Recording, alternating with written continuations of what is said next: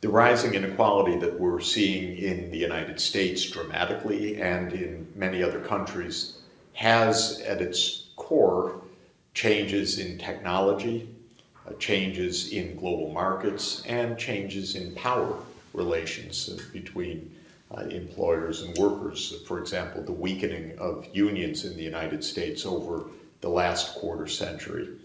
The Gini coefficient in the United States, a measure of inequality, has risen very significantly, so that the U.S. now stands as one of the most unequal of all high-income countries.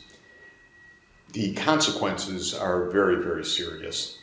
First, there are poor people who are getting poorer. There are working class people who are falling into poverty.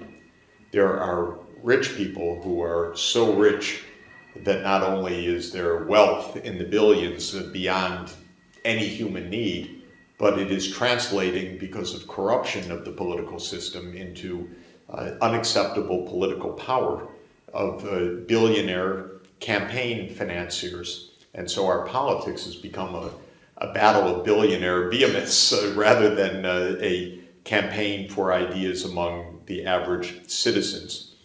With the widening inequality, we're seeing growing unhappiness. We're seeing tremendous social stress, a fall of social capital, a fall of social trust, and the consequences are even showing up in rising mortality rates for white, non-Hispanic, middle-aged people, roughly 50 to 64, but especially those with just a high school degree, because it's those, rather than the college degree workers, who have suffered the real declines of status and falling real incomes.